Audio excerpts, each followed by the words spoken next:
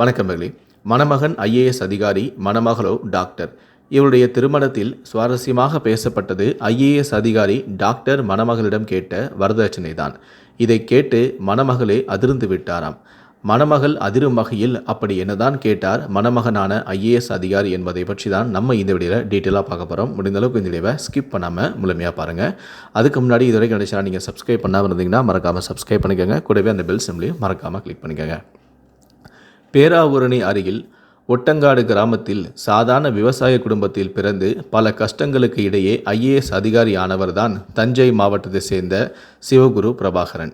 மத்திய அரசின் civil service தேர்வில் தேசிய அளவில் 101வது இடம் பிடித்து ஐஏஎஸ் தேர்வாகியுள்ளார்.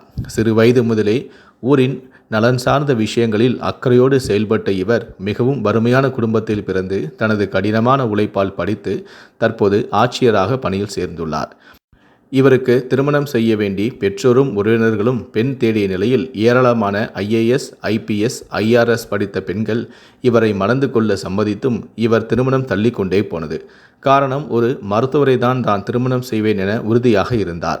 இதை மனதில் கொண்டு இவருடைய பெற்றோர்கள் மருத்துவம் படித்த பெண்ணை கடந்த ஓராண்டு காலமாக தேடி வந்த நிலையில் பல மருத்துவம் படித்த பெண்கள் கிடைத்தும் இவருடைய நிபந்தனைகளை கேட்டு அனைவருமே ஓட்டம் பிடித்தனர். கடைசியாக சென்னை நந்தனம் கல்லூரியில் கணித பேராசிரியரின் மகளான செல்வி டாக்டர் கிருஷ்ணபாரதி எம்பிபிஎஸ் அவர்கள் திருமணத்திற்கு ஒப்புதல் அளித்த பின்பு திருமணமும் நடந்தது. இதில் என்ன ஆச்சரியம் என்றால், தன்னை திருமணம் செய்து கொள்ளும் மருத்துவர் வாரத்தில் 2 நாள் தான் பிறந்த ஒட்டங்காடு கிராமத்திற்கும் சுற்றியிருக்கும் கிராமத்திற்கும் இலவசமாக மருத்துவம் பார்க்க வேண்டும் என்பதையே நிபந்தனையாகவும் வரதட்சணையாகவும் இவர் கேட்டார். இவர் கேட்ட இந்த வரதட்சணையை கொடுத்துதான் டாக்டரான கிருஷ்ணபாரதி ஐஏஎஸ் அதிகாரியான சிவகுரு பிரபாகரனை திருமணம் செய்து கொண்டார். இந்த காலத்திலும் இப்படி ஒரு அதிகாரி இருப்பதும் அதை ஏற்று கிராமங்களில் சேவை செய்ய ஒரு சென்னை மாநகர பெண் முன் வந்ததும் வந்திருந்தவர்களுக்கு மட்டில்லா மகிழ்ச்சியை ஏற்படுத்தியது. அதுவும் டெல்டா பகுதியில் எம்புல விவசாய குடும்பத்தை சார்ந்த ஒருவர் நேர்மையாய் மக்கள் மீது அன்பு கொண்டவராய் இருப்பதில் நாங்கள் மிகவும் பெருமைப்படுவதாகவும் அனைவரும் பேசி மணமக்களை வாழ்த்தினார்கள்.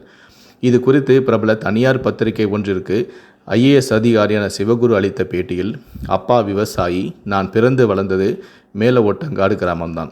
5ஆம் வகுப்பு வரை வீட்டுக்கு அருகில் உள்ள அரசு பள்ளியில் தான் படித்தேன். 5ஆம் வகுப்புக்கு மேல் புனல்வாசல் புனித ஆரோக்கியமேரி உயர்நிலைப் பள்ளியில் படித்தேன். 12ஆம் வகுப்பில் 1093 மதிப்பெண்கள் எடுத்தேன். ஆனால் இன்ஜினியரிங் படிக்க விருப்பப்பட்ட என்னை கல்லூரியில் சேர்க்க என் தந்தையிடம் பண வசதி இல்லை. இருப்பினும் அவர் சக்திக்கு முடிந்த அளவுக்கு போராடி என்னை ஆசிரியர் பயிற்சி கல்லூரியில் சேர்த்து விட்டார். பள்ளியிலும் சரி கல்லூரியிலும் சரி எப்போதுமே முதல் மாணவனாக வந்தேன்.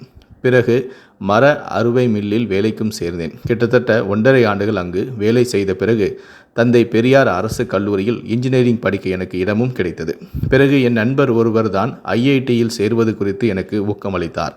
இதற்கிடையில் கல்விக்காக பேராவூரணியில் உள்ள பொதுத்துறை வங்கியில் 76,000 ரூபாய் கடனும் வாங்கினேன். கல்வி கடன் பெற்றேன். படித்து முடிப்பதற்குள் வங்கி நிர்வாகத்தினர் பலமுறை கடனை கட்டச் சொல்லி என்னை வேதனைப்படுத்தினார்கள். வேலை கிடைத்த பிறகு கண்டிப்பாக கட்டுவதாக பலமுறை கூறினேன். சென்னை ஐஐடியில் படிக்கும்போது கூட வெளிநாட்டு ஆசிரியர்களின் புத்தகங்களை படிக்க மத்திய அரசின் மனிதவள மேம்பாட்டுத்துறையிடமிருந்து 8,000 ரூபாய் உதவித்தொகை எனக்கும் கிடைத்தது. இதையடுத்து தொடர்ந்து வங்கியிடமிருந்து தொந்தரவு அதிகமானதால் ஒரு சிறிய தொகையை செலுத்தினேன். அதன் பிறகு தீவிரமாக பயிற்சி எடுத்து கேட் தேர்வில் நல்ல ஸ்கோர் எடுத்தேன். நல்ல மதிப்பெண் எடுத்ததால் எனக்கு எம்டெக் படிக்க வாய்ப்பும் கிடைத்தது. அதே சமயம் ஐஏஎஸ் படிப்பதிலும் தீவிரமாக கவனம் செலுத்தி வந்தேன். தீவிர முயற்சியின் பலனாக ஐஏஎஸ் பணியும் எனக்கு கிடைத்தது. அதில் பணிக்கு சேர்ந்து வேலை பார்த்தாலும் எனக்கு திருப்தி இல்லை. எனது கனவு ஐஏஎஸ் என்பதை நோக்கியே இருந்தது. இதன் நேர்முக தேர்வுக்கு செல்வதற்காக என் வங்கி கணக்கில் 10,000 ரூபாய் இருந்தது. ஆனால் அந்த பணத்தை கூட எடுக்க விடாமல் அதிகாரிகள் லாக் செய்துவிட்டனர். இதையெல்லாம் நினைக்கும்போது இப்போது கூட எனக்கு வேதனையாக இருக்கிறது என மன வருத்தத்துடன் கூறியிருக்கிறார். எனது விடாமுயற்சியால் 4வது அட்டம்ப்டில் 101வது ரேங்க் பிடித்து ஐஏஎஸ் தேர்ச்சி பெற்றேன். நான் தனிப்பட்ட முறையில் பெண்கள் உதவியால் மேலே வந்தவன், முன்னேற்றம் அடைந்தவன். ஒரு பேங்குக்கு போனால் கூட அங்கே என்ன செய்யணும்னு தெரியாத குடும்ப பின்னணியிலிருந்து வந்தவன். அந்த அளவுக்கு பின்தங்கிய தலைமுறை எங்கள் தலைமுறை. அப்படி இருந்தாலும் இந்த அளவுக்கு உயர்ந்திருக்கிறேன். இந்த நாட்டில் எத்தனையோ பேர் இப்படி தான் இருக்காங்க. அதனால் பெண்கள் முன்னேற்றம்தான் என்னுடைய இலக்கு. அதற்காக முக்கியத்துவம் கொடுக்கவும் போகிறேன். படிக்க முடியாமல் தவிக்கும் தலைமுறைக்கு என்னால் முடிந்தவரை உதவுவேன். நிழலாக கூடவே நிற்பேன். அந்த பணி ஒரு அதிகாரியாகவும் தொடரும், தனி மனிதனாகவும் தொடரும் என்கிறார் சிவகுரு பிரபாகரனான ஐஏஎஸ். இந்த 3 எழுத்து தன் பெயருக்கு பின்னால் போட்டுக்கொள்ளதான் இத்தனை போராட்டம். நம்மை பொறுத்தவரை அது 3 எழுத்து. சிவகுருக்கு அதுதான் உயிர் மூச்சு. எனது அக்கா, பாட்டி, நண்பர்கள்தான் நான் இந்தளவு உயரத்திற்கு வர காரணமாக அமைந்தார்கள் எனவும் முடித்தார். ஏழ்மையான குடும்பத்தில் பிறந்து விடாமுயற்சியால் இன்று ஒரு ஐஏஎஸ் அதிகாரியாக நிற்கும் சிவகுரு பிரபாகரனை நீங்கள் பாராட்டணும் அப்படின்னு நினச்சிங்கன்னா இந்த வீடியோக்கு லைக் கொடுங்க. உங்களுடைய பாராட்டுகளை தெரிவிக்கணும் அப்படின்னு நினச்சிங்கன்னா கீழே இருக்கக்கூடிய கமெண்ட் செக்ஷனில் மறக்காமல் சொல்லுங்கள். முடிந்தளவுக்கு இந்த வீடியோவை மற்றவங்களுக்கும் ஷேர் பண்ணுங்கள். மேலும் இது போன்ற பல வீடியோக்களை பார்க்கணும் அப்படின்னு நினச்சிங்கன்னா மறக்காமல் இந்த சேனலை சப்ஸ்கிரைப் பண்ணுங்கள்.